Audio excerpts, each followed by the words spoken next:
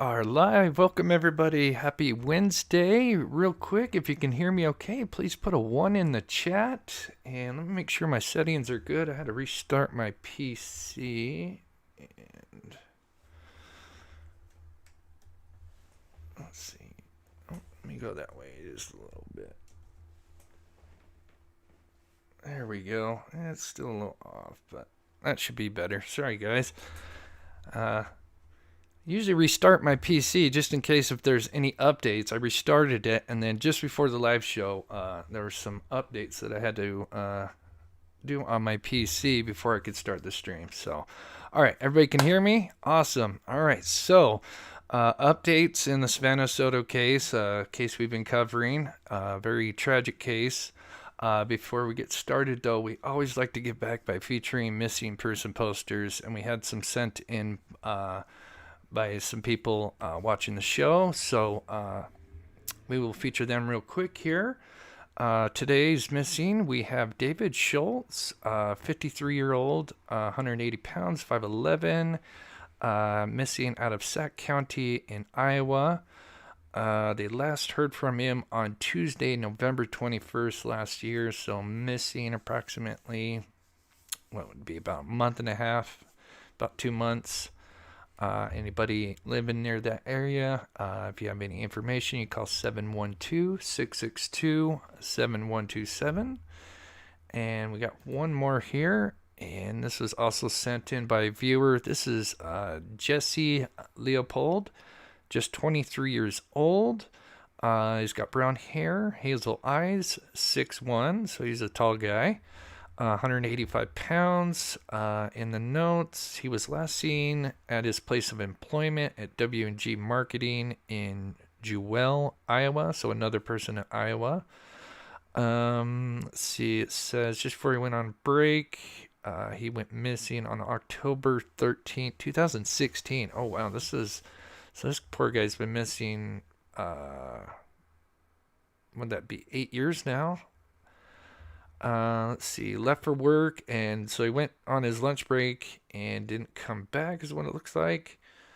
On the morning of October 16th, they found his truck abandoned 35 miles away at a state park. And it says he suffers with depression, bipolar, and anxiety. Does require medication. If you have any information, there's the number down there, 515-433-4789.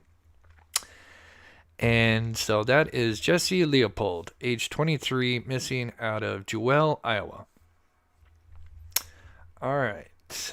So as people filter in, because there's a third arrest, which I think a lot of us suspected would happen because of the surveillance footage. We see somebody passing a towel in the truck, and so there was arrest made in a perp walk today, about 3 hours ago. So we will go through the timeline together. There is more questions that are answered. There's still some that we don't know the exact details of the where the murder happened, but we get a little bit more details, which is great. So we'll go ahead and get going here. Let me just quickly shout out Hope 8 Fear. Thank you so much for renewing your membership. Appreciate the support. Thank you so much. And let me get the video going here. If I can find it. Here we go. They got trapped, and that's when I don't know. That's when they got kidnapped. Yeah. That's what I believe.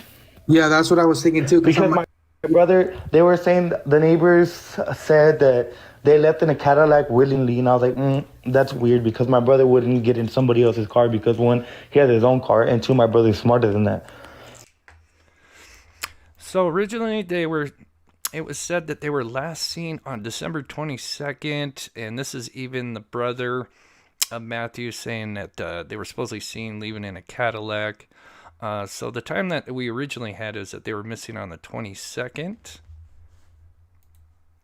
On Saturday afternoon, when no one had heard from Savanah or Matthew, Gabriel kicked in their apartment door in hopes of finding clues. That's when I saw Savanah's overnight bag that she had packed for the hospital that she didn't have with her, and that even threw me more into a panic. To solve this case,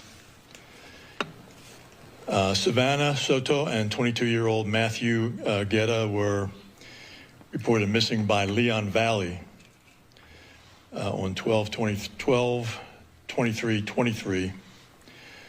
A clear alert was issued for Savanah by DPS because it met the criteria for a clear alert to be issued.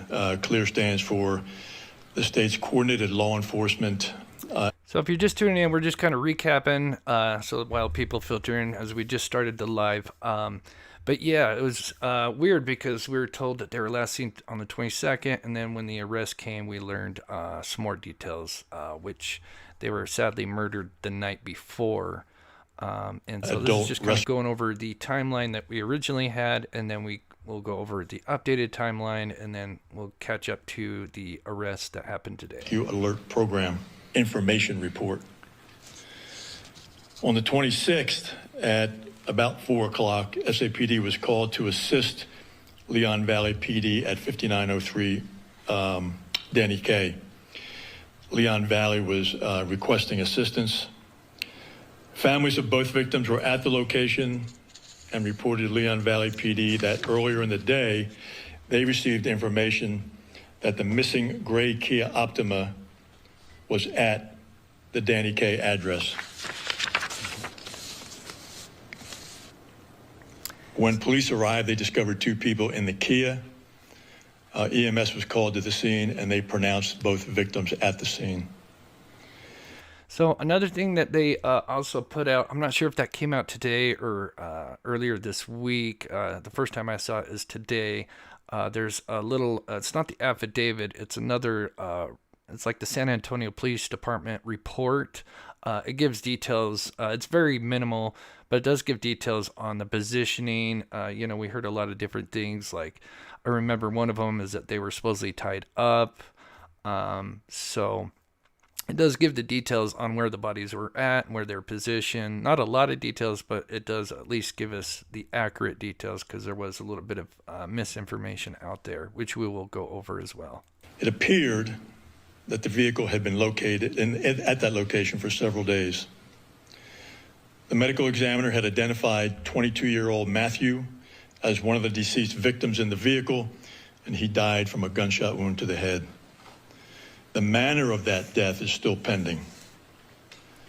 The second deceased victim has not yet been officially identified by the medical examiner. So this was just a press conference, obviously one of the first press conferences. Then we see we got the surveillance footage. We're going to run this video here today. We are hoping that someone is able to identify. Which obviously we analyzed and broke down, and I tried to break down every little detail that I could see, about what kind of make and model this truck was. Definitely a Chevy Silverado, 4-door. And then obviously the main thing is we see as the driver gets out, which is Ramon, and then his son is driving the Kia, Christopher, and then the third person, the mysterious towel holder, is the stepmom to Chris. Her name is Myrta Ramonos. Myrta? Is it Myrta? Yeah, Myrta. And we'll discuss more about her in a minute. So then we get the arrest, which is interesting. Literally a week ago, we had the arrest of father and son, Chris and Ramon. And so they did, I noticed someone saying, did they do a perp walk in San Antonio? That is a good question. If anybody knows, it seems to be a thing with them. But we got the perp walk of father and son here. The son didn't say anything. The father did kind of mention that, fake news. And so we'll kind of skip forward. Then we have the son's arrest. And then we learned that A gun was used. Chris is the main culprit, supposedly. The father had supposedly helped clean up, and he's being charged with abuse of a corpse and tampering with evidence. 2 charges. Chris is being charged with 3 counts, with the same ones that the father, plus obviously murder, capital. And then we have the arrest, which we'll talk about, the 3rd arrest, which we were anticipating. So that's the report that we got. We went over that, so I'm going to skip this. Then we had the press conference after the arrest, giving us some new details. And I'm going to get up, fast forward to just before today. So with the arrest of the father and son, we learned that supposedly that the last time they were seen, even though it was claimed to be the 22nd, it was actually what went down was on the 21st, just before midnight. It looks like, let me back up here. It looked like Savanah used her phone to look up Charlie Chan Drive, which is where the suspects were located. And we learned something new today because we weren't sure exactly where they were murdered. I don't think we still know exactly. They did kind of give us some clues today, which we'll talk about. But they arrived there just before midnight. It seems like whatever happened went down quickly. And originally, we knew at least 2 people were involved, but it looks like there was another, which we'll talk about here in a minute. But after whatever transpired, father and son and the stepmom, Myrta, would then go and dispose of the vehicle with the victims less than was it 3? I can't remember how many. Yeah, less than a mile away, 3 minutes away from where they lived. And so here we learn that this footage was actually taken on the 21st, so that means their bodies were sadly sitting there. They were found on the 26th, so they were sitting there for sadly 5 days, which is terrible. And Savanah was found in the front seat, and her boyfriend Matthew was found in the back seat. And we'll talk about those details because we've got another report that I talked about earlier, which gives us a little bit more details about exactly the position and everything. So that's just kind of a recap of everything. And so now we will get into today's update. And let me fast forward this. Just wrapped up. To be the murder weapon covered the gun believing with his father Ramon. Now, as for what Chief born shy about that, because we have 2 under what okay, here we are. Person under Texas law for purposes of including an unborn child as an additional count for capital murder. Now, one more thing to pass along here. The chief says an additional charge has now been filed against Christopher Preciado, the 19-year-old. Oh, okay. This is on the second bit. Why didn't that upload? That's interesting. Anyway, I got the video here. I thought I added that in. That's weird. All right, so today's perp walk is...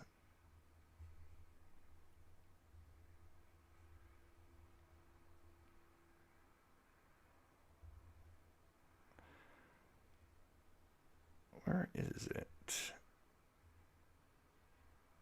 Oh, here it is. Okay.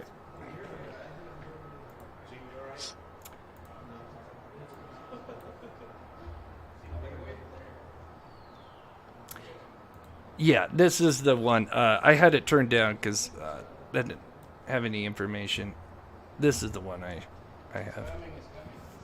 Let me know how the volume is. Should be good. Let me skip this forward a little bit.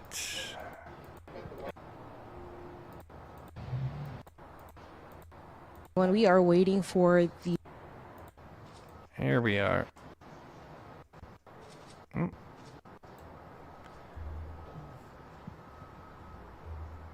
Texas loves their perp walks. Got the Ozzy Osbourne shirt on, Christmas pants. Mirta, did you give Christopher your gun? Did you give Christopher your gun to use in this murder? Are you sorry? Excuse me, guys. Did you give Christopher your gun? How can you sleep at night?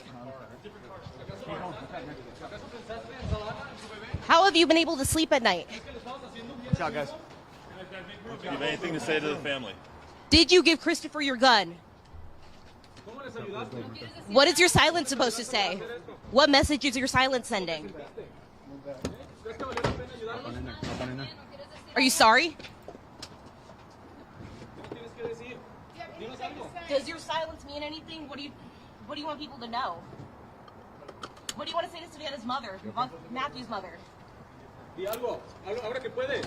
Excuse me. So she was quiet. She didn't say anything, just like the son.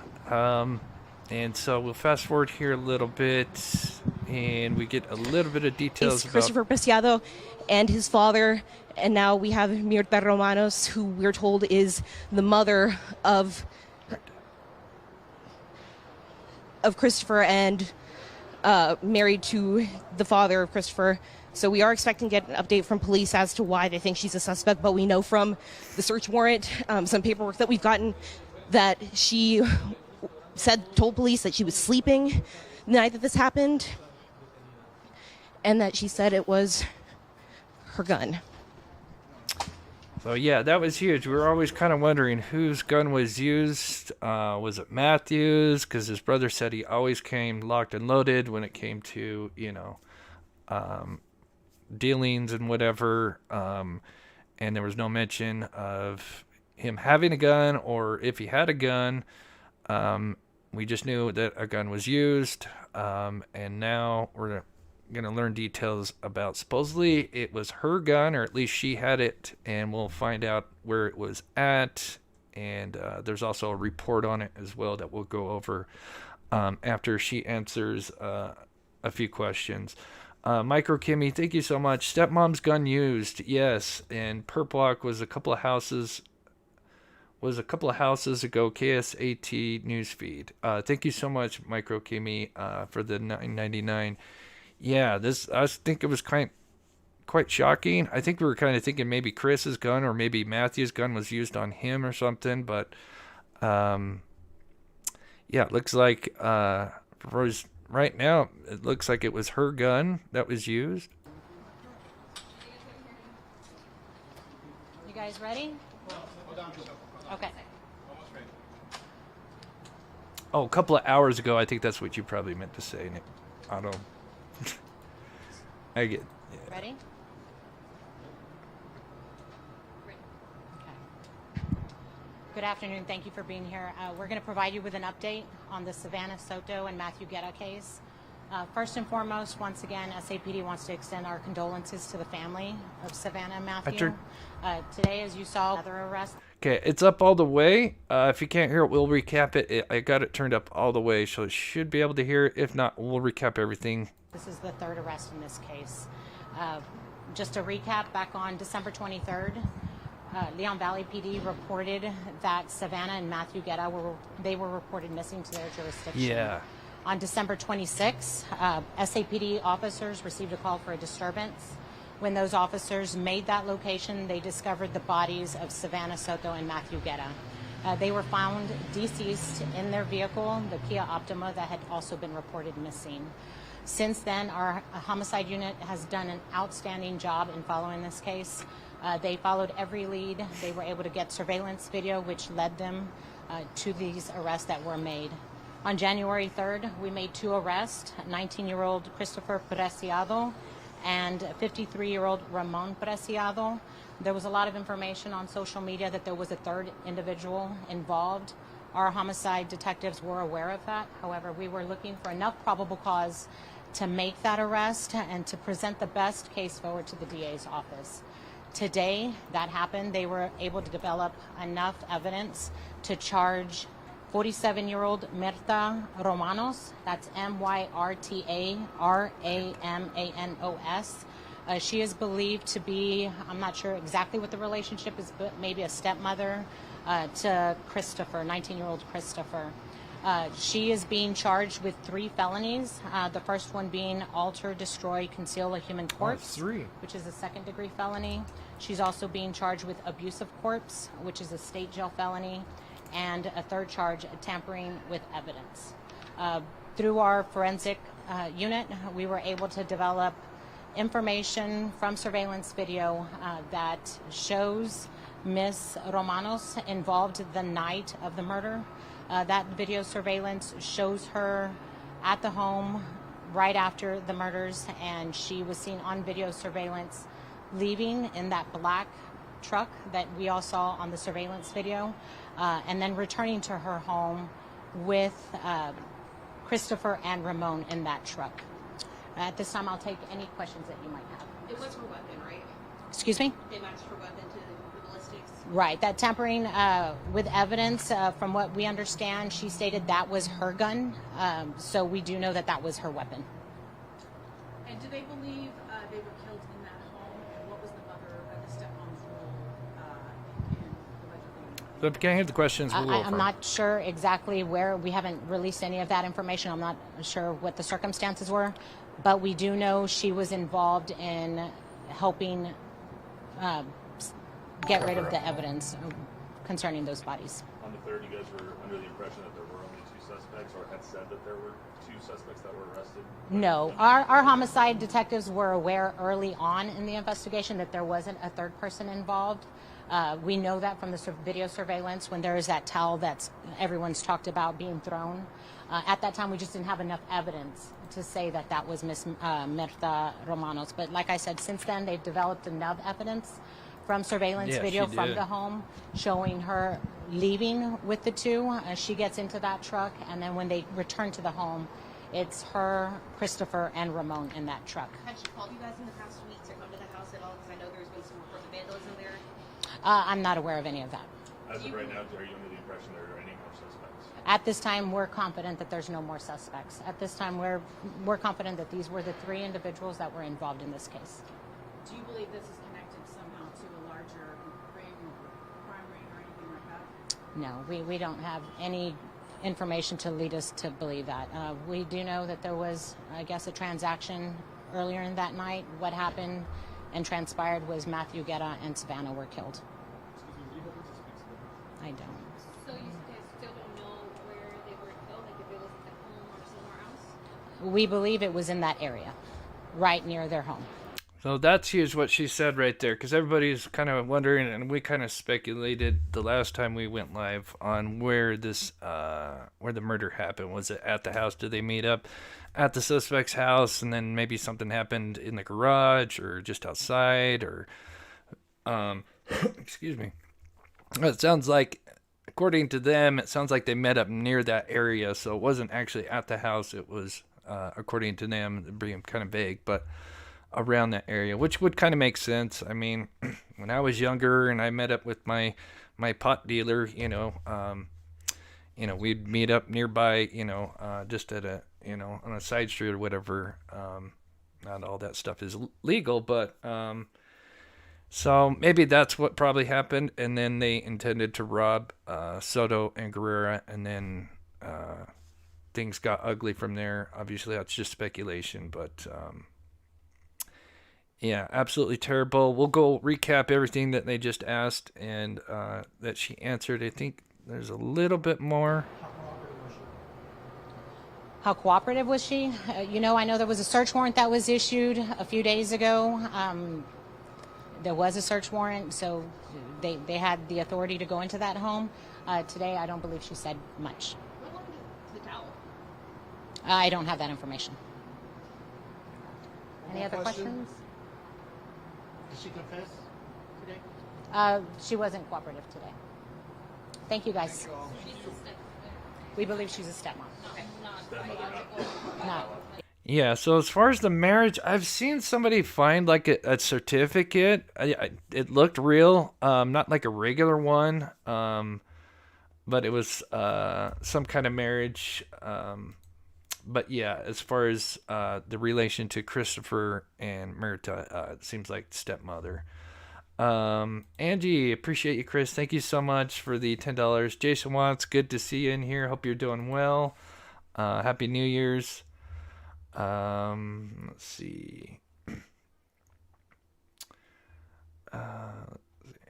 Get caught up in chat. Cunningham, good to see you. As always, honored to have everybody in here and watching the show. And so, let me see. I think. I don't know if that's a common law or they're living together, but I don't believe they're legally married. But I'm not for sure. Yeah, I think it's a common She did law. live. Them three did live in the house together. So now you guys are identifying as stepmother. Correct. Thank you. Okay,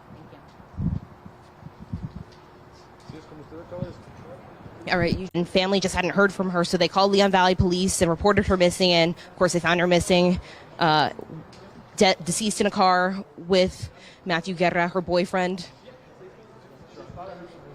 And so like I said, we just heard from police. They just gave us some information. They said that they had executed a search warrant on the Preciado's home, which there are 2 suspects already arrested. We're talking about Christopher Preciado and Ramon Preciado, and they believe that Mirta is married to Ramon Preciado, the father, and then is the stepmother of Christopher Preciado, who is the one who's charged with capital murder in this case. He's the one who police believe did it. They believe that these 2, the parents, helped with the murder. They helped clean it up, they say. Oh, and then he goes to answer questions in Spanish, so he just repeats the same thing, but in Spanish. Cheryl, they said, yeah, I'd seen some people go live last night and today looking into some of the social media on Savanah and Matthews, and yeah, I heard that it's alleged, it's not confirmed, that it's possible that Chris had been, keeping tabs on their social media stuff, and so probably saw all those Telegram posts, which is where he was posting, and this is in regards to Matthew, his what products he had, as far as drugs and everything, and so they probably saw all this, and then of course there's all these pictures of him with money and his product, and so that could have been the motivation. Maybe they just wanted to rob him, and things turned ugly. Okay. And we got more. Sorry, we're just getting like I some said, quick there's a San Antonio report. It's pretty short, but we'll go over that. And then there's also one other report I think I got that we'll go over. Let me see what she says. I think she recaps some stuff here. Get Perp walked to that police car just a few minutes ago. When that happened, they said that they were confident that there were no more people that they were looking for. And so I asked about that because obviously there's a 3rd person arrested. Oh, that's okay. What I was told by San Antonio police is that they already knew that she was involved in this murder in some form or fashion. They just needed the evidence to be able to prove it and to charge her, which they said that they were able to do today. And they said that when they brought her in, she wasn't cooperating with them, didn't give them much. And another thing that we learned from that press conference in Spanish is that the 2 suspects that were already arrested, Christopher and Ramon, they did not give her up. They said that they did not even mention her. And so San Antonio police, through their own work, they said that they narrowed down this person, Mirta Romanos, and arrested her. And they said that, of course, it was her gun that Christopher is accused of using in this crime. And again, for those of you just joining us, a 3rd arrest was made in the case involving Savanah Soto and Matthew Guerra. The 2 killed, found dead in a car on December 26th. Savanah was pregnant. She was expected to give birth any minute now. She was actually supposed to be induced the Saturday before her body was found, and her family had reported her missing because she didn't show up to the hospital. So we're going to wrap everything up for you right now, but of course, join us again tonight at 5 and 6 to hear more about this case.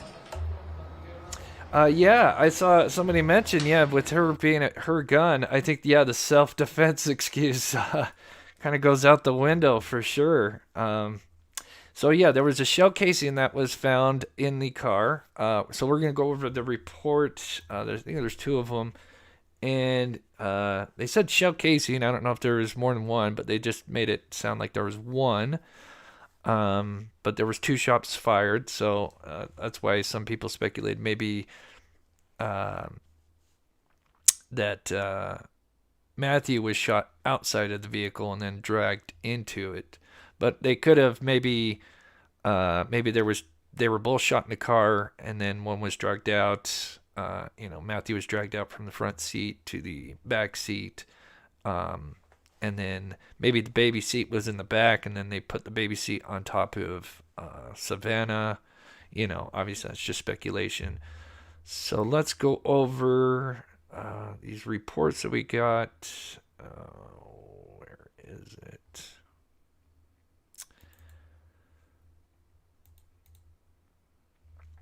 So just a few things, and then we'll get to the reports. So here's some of because there's still many unanswered questions, but we did get some.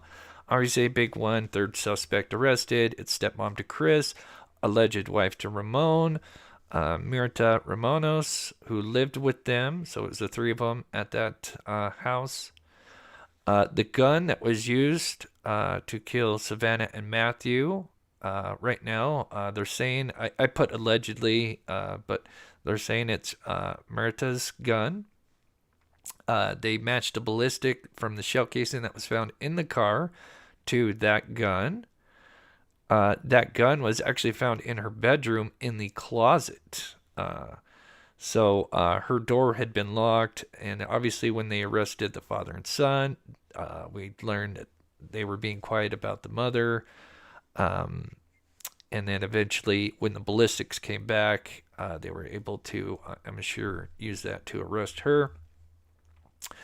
Another thing is SAPD said that the murders went down near the house, which is interesting. They didn't specify exactly where.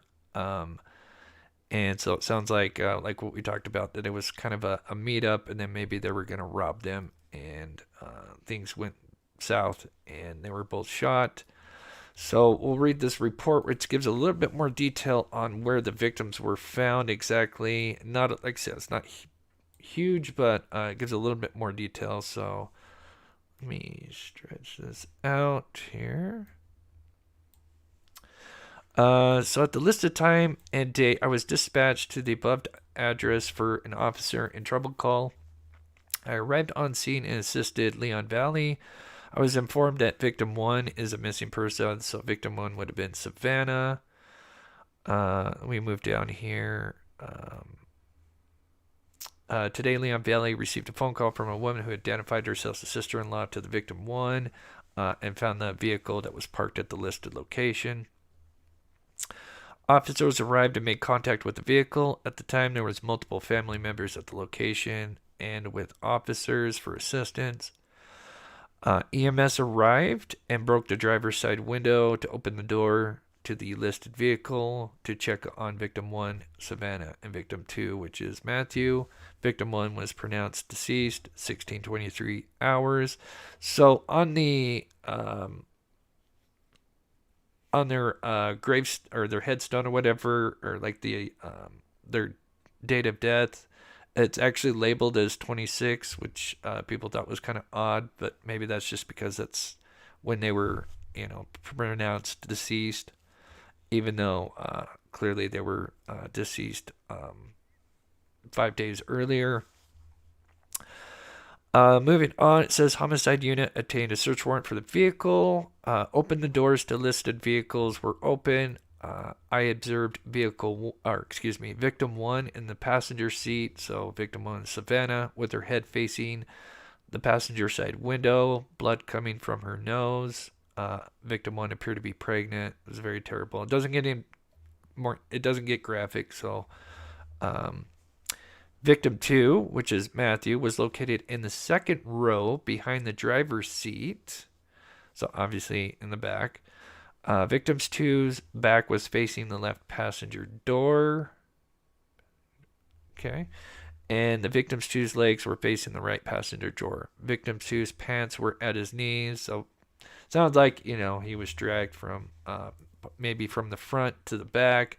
Clearly, also there was blood that was found outside the vehicle on one of the sides. I'm not sure if it was on the passenger or on the driver's side. There's a little bit more to the report here. There was no firearm found in the vehicle, which we know, but there was the phone. There was also conflicting date when people are saying they saw the vehicle parked in the back parking lot. Appears to me that victim 1 and victim 2 were shot in the back of the head by suspect 1. Where this took place is unknown. Somewhere near their house. And let's see, is there anything else? Crime scene log was created. Investigated cover. Okay, so that's it for the incident report.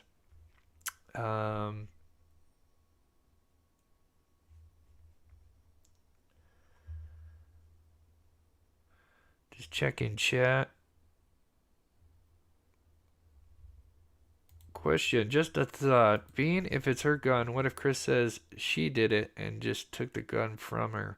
Yeah, there's a lot of speculation. Some say maybe Chris is taking the fall for everything, and maybe it was one of them, the mother or father, that took it, or the ones that are responsible, and maybe Chris is taking the fall because he's the youngest. You get the and no, I guess he doesn't have anything on his record or anything major. But I don't know that. I don't think that. To me, I mean, we don't know until I guess one of them talks, but I think Chris would probably be the one, or the father. Then we have this, which is the affidavit arrest warrant, which includes Myrta now.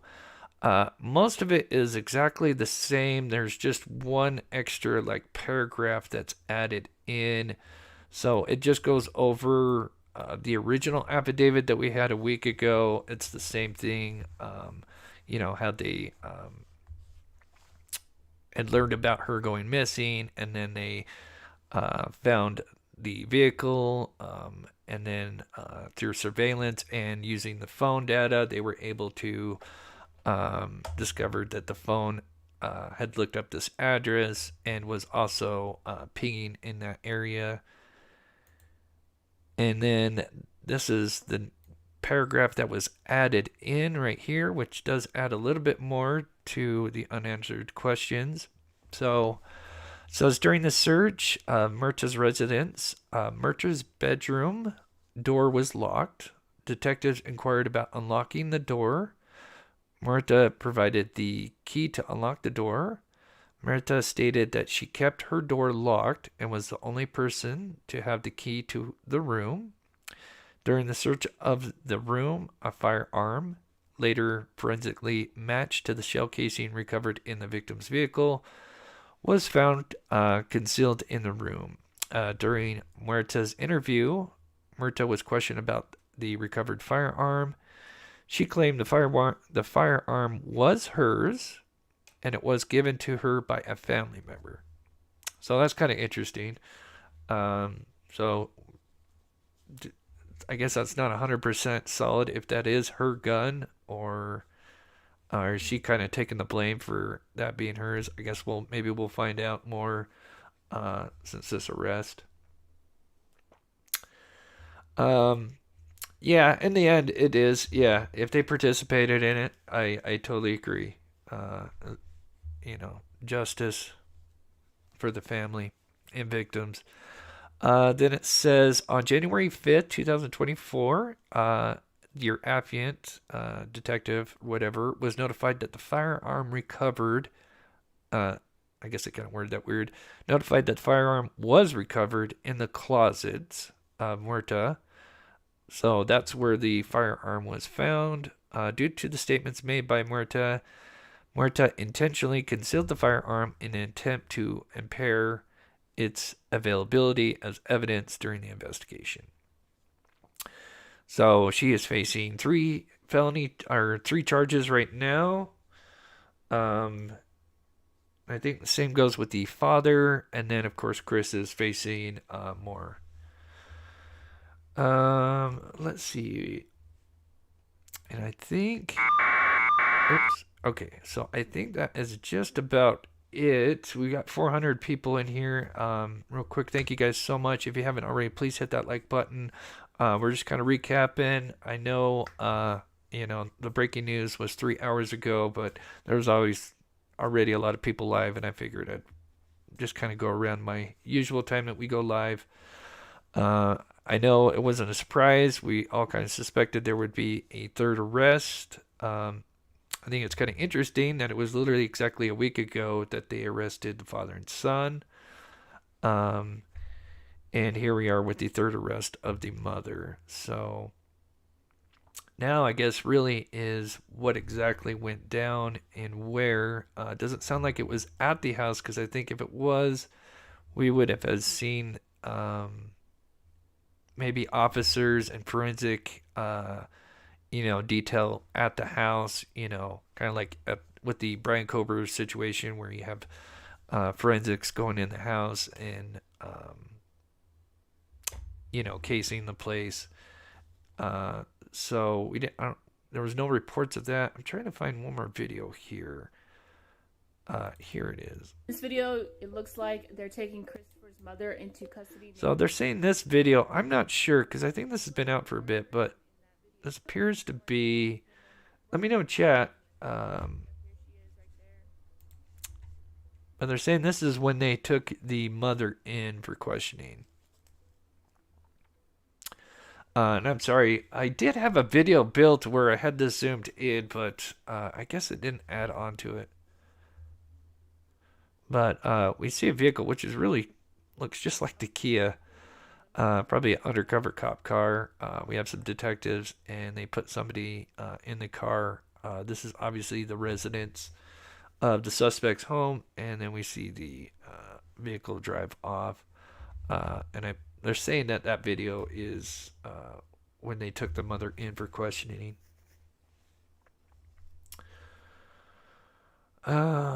Let's see here.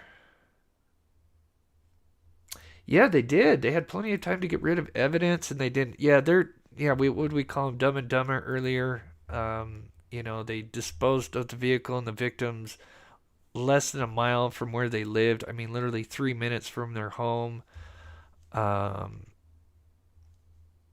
then, of course, got caught on who knows how many cameras. I mean, before we had the arrest of That's what I believe. the father and son, there had been somebody that looked up a lot of surveillance footage and discovered that there's cameras where the cars were found. Let me try to fast forward where the... Sorry, guys, I'm trying to find where the car is at. So there's around in this neighborhood, there's like tons of places that have cameras. Somebody researched that before the arrest of father and son, and there's tons. So I'm sure they would have had these guys. Yeah, there you go. Dumb, Dumber, and Dumbest. Exactly. Which is just, at the end of the day, it's very sad. Even though that lifestyle is dangerous, nobody deserves that.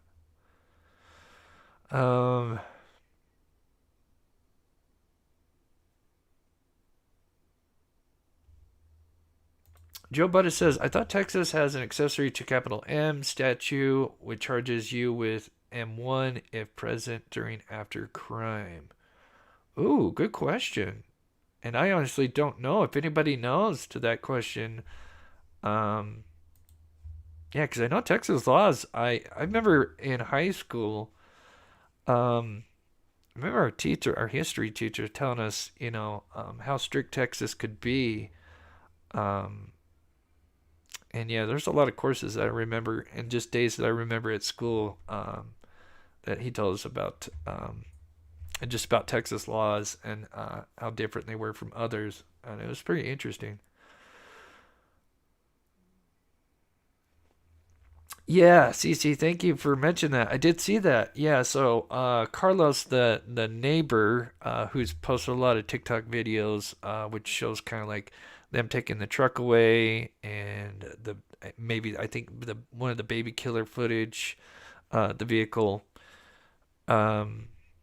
But yeah, he was, was it Carlos? Yeah, he was on duty run and said that, they never talked to the neighbors. They never canvassed, which is an even duty Ron and his co-host found kind of kind of disturbing or alarming that they didn't speak with the neighbors. Did they hear any gunshots? I think that would be kind of huge, because it sounds like this may not have happened exactly at the house, but nearby is what they said. And so did somebody hear gunshots and maybe they just haven't reported it because they thought it wasn't related? Maybe they thought it was firecrackers, who knows, a door slamming, whatever.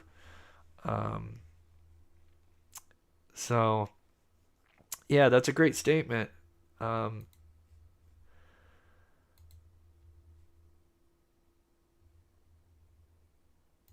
We don't. Corinne, I hope I pronounced that right. Does anyone know how much product was involved in this transaction? We don't. We know they said transaction, but we don't know about the transaction really, or any specific details. So there's still many unanswered questions for sure.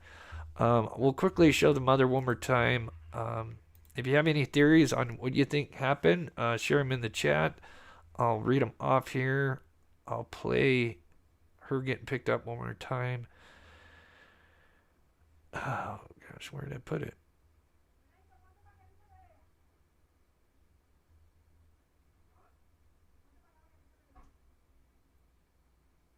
I know it's, oh, there it is. God, it's always sitting right in front of me. But one last time, there's the perp walk. Which, yeah, let me know if anybody's. I know we have some locals out there. If this is something that San Antonio does with certain cases or more high-profile cases, I guess you could say. Let's see.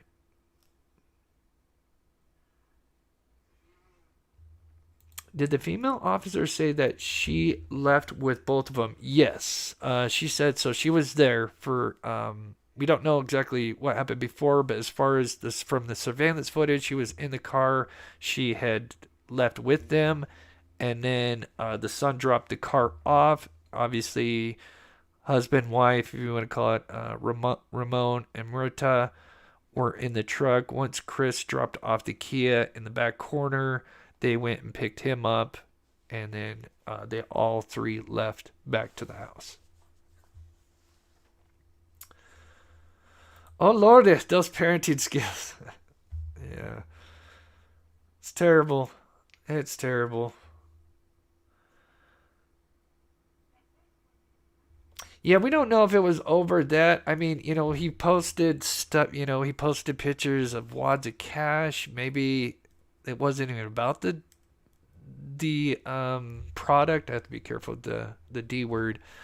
Maybe they were expecting him to have, cash and whatever.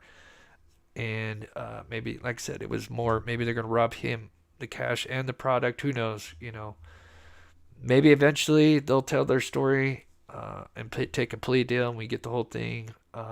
Also, I forgot to mention, they supposedly, the father and son, do have attorneys. They are appointed attorneys, not hired attorneys. So Chris and Ramon do have appointed attorneys. Chris has the $2 million, I think it's $2 million bond, and the father has the $600K bond. I know we've seen people mention that they were out. We've seen this a couple times. As far as I know, as of doing this live show, neither Chris or the father is out on bail. Maybe that could change. I doubt it. I haven't seen a birth certificate.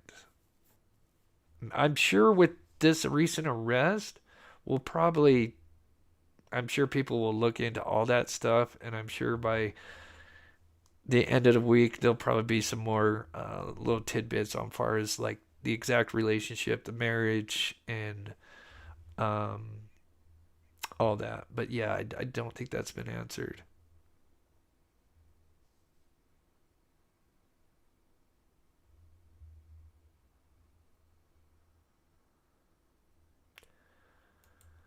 How old is the younger brother? How old is the younger brother? Are we talking to Matthew? Are we talking about Ethan Soto? I think Ethan Soto was 15. That's the younger brother to Savanah. The younger brother to Matthew, I'm not sure. A little bit older. I would say like early 20s, late teens. If that's the one you're talking about on that side, but I'm not sure exactly. Candace says this chat's been so kind and respectful. I've just been in 2 other streams. One, a lot are saying I was incorrect. She left on her own, and the other stream was mayhem with callers calling in. Hi. Oh, great. Well, I appreciate having you here. We have a wonderful community, and I'm not always right. I make mistakes all the time, so it happens. We're human, but yeah, we do try to stay with the narrative. They did say that, CC. Yeah, they did use the words narcotics. I think the weed deal thing came from Chris. He said it was a weed deal, like they were gonna buy marijuana. So making it sound less innocent or more innocent. And then narcotics was the word that the San Antonio Police Department used. So,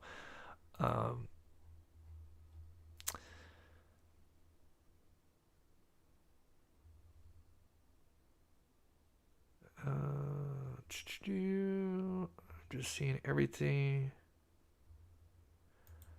Oh, you're talking about Christopher. Did Christopher have? Okay, I thought you were talking about the victim's side. I'm not sure.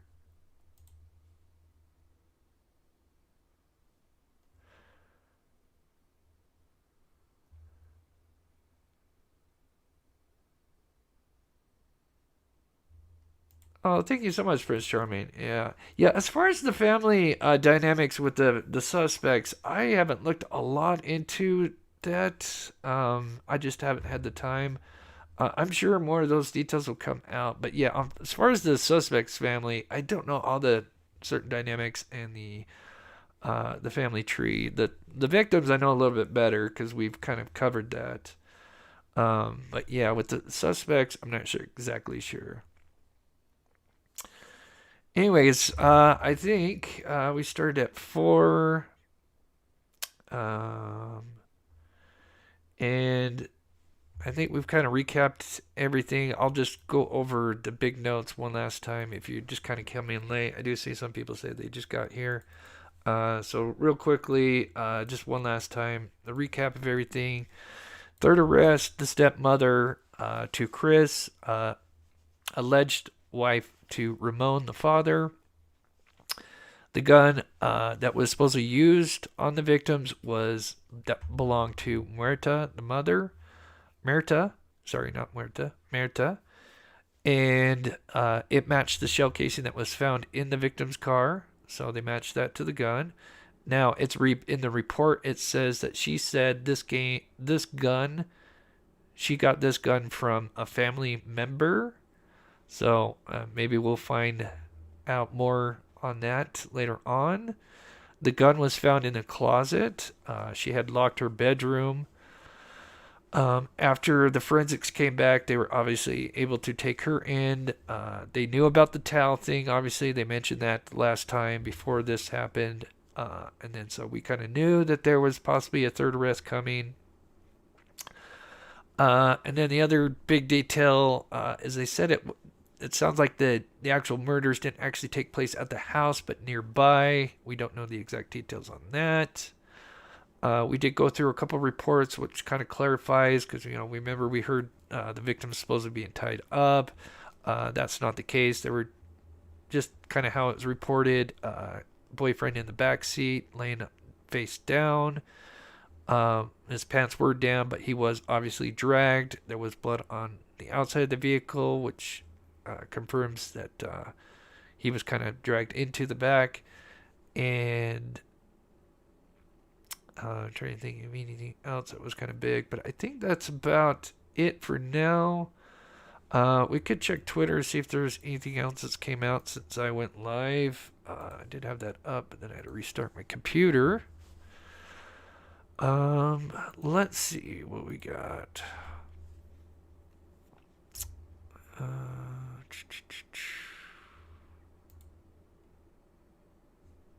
Okay, we went over this, which really is the same affidavit as Chris and the father. It just adds like an extra paragraph in there, or two, I guess, if you want to count it. And this is, I think this is the same one. Yeah. Let me see if I look up Savanah Soto.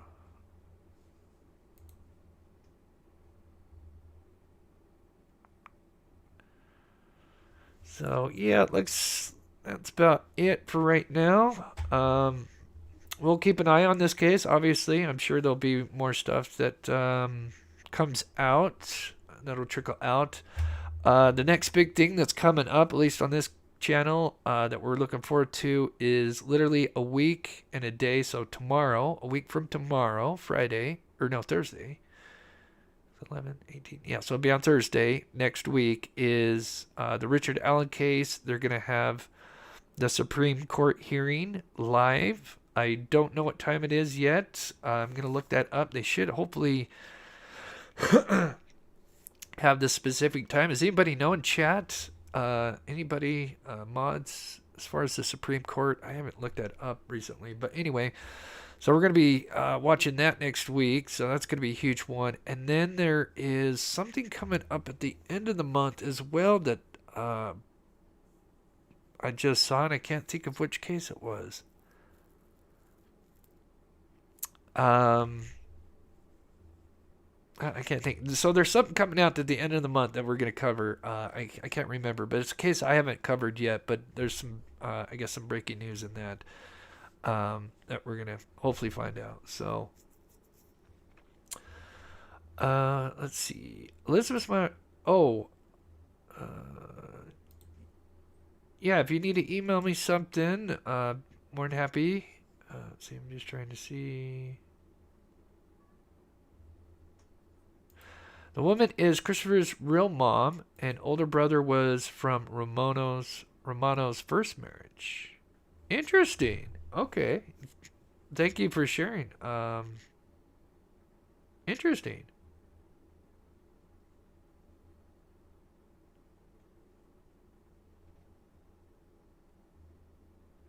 Thank you so much, Southern True Crime, and the support.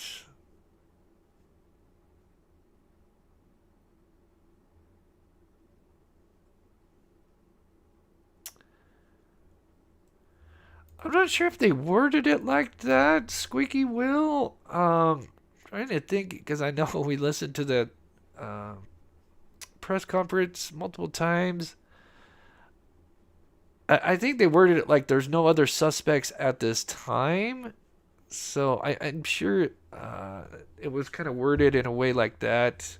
I think they don't want to freak the community out and say, oh, we got a suspect that's on the run, or, we don't, obviously the way they word things they always have to be careful, especially with press conferences.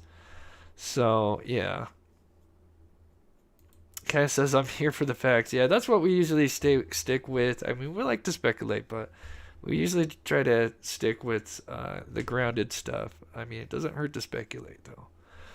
All right, guys. I think no, it wasn't me and M. God, I can't. I think I'll. Of course, as soon as I end the live, I'll think it was something on Twitter I saw. I want to say it was the OnlyFans thing, the OnlyFans murder. It's one of those cases that's going to have a trial soon, and they're going to supposedly have something that was I thought was very interesting. It's going to be, I think, January 28th. I know the date, but I can't remember because we cover so many cases. They just kind of blend together at times, especially when you're on the spot and you're live. I'm human. It happens. But anyways, I think we'll end it there. Thank you to everybody that, any new subscribers, anybody that donated, became a member, Hope 8 Fear, Michael Kimmy, Angie, thank you guys so much for the donations. Huge shout out to my mods, as always. And I've been emailing you guys today so I can get those cups or mugs or whatever you want sent out to you. So with that, we'll be back on Friday unless something breaks tomorrow. But yeah, we usually go Monday, Wednesday, Friday, and then something on Sunday for the members. So hope you guys have a wonderful rest of your day or morning, night, wherever you're at. And we will be back on Friday. Much love. Be safe. And we're going to play the pet outro now.